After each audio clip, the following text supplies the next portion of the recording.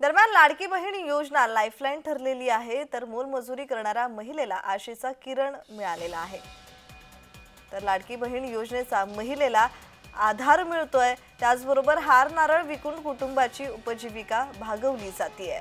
बारामतीत हार नारळ विकून कुटुंबाची उपजीविका भागवणाऱ्या महिलेला मुख्यमंत्री लाडकी बहीण योजनेचा आधार मिळालाय आणि या महिलेच्या पतीचे काही वर्षापूर्वी निधन झालं, त्यामुळे उपासे कुटुंबियांवर दुःखाचा डोंगर कोसळला।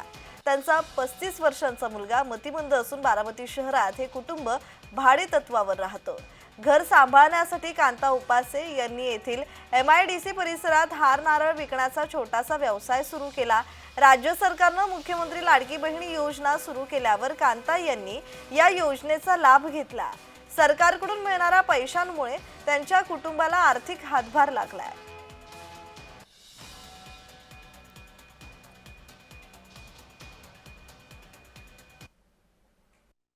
राज्य शासनाकडून विधानसभा निवडणुकीच्या अगोदर महाराष्ट्रामध्ये मुख्यमंत्री लाडकी बहीण योजना अंमलात आणली। या योजनेच्या माध्यमातून राज्यातील असंख्य लाखो महिलांना 1,500 रुपये देऊन लाडक्या बहीण योजनेच्या कुटुंबाला आधार दिलेला आहे।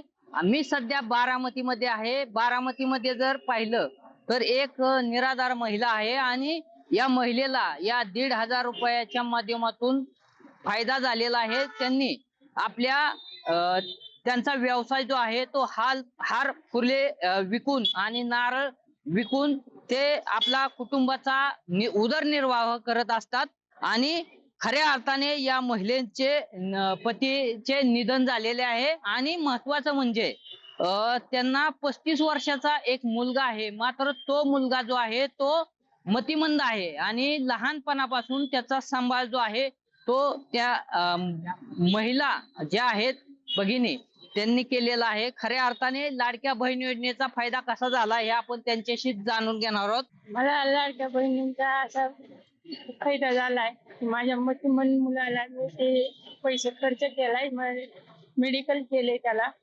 हँडकॅप पण आहे आणि त्याला एवढं काही नॉलेज नाही, तरी माझे मिस्टर वारलेले। काय नेमका व्यवसाय काय आहे तुमचा? आता माझा व्यवसाय आहे नारळाची हळद आणि फुलाचा व्यवसाय करते, दोन्ही पण करते मी व्यवसाय। आणि तुम्ही मगाशी सांगितलं की तुम्ही भाड्याने घर घेऊन राहिले। मला घर नाही, दार नाही, काय नाही। मी हा बारामती तालुक्यात MIDC शिटेन चौकामध्ये व्यवसाय करते। घर नाही, दार नाही, मी भाड्याच्या घरामध्ये राहते। तुम्हाला या लाडक्या बहीण योजनेचा फायदा झाला म्हणायचं? हा, मला लाडक्या बहिणींचा पण फायदा झालाय आणि माझे एवढंच एक विनंती आहे की माझ्या मुलाला कुठेतरी 1-2 पत्र्याची सावली पाहिजे। नवनाथ बोरकर, जय महाराष्ट्र न्यूज, बारामती।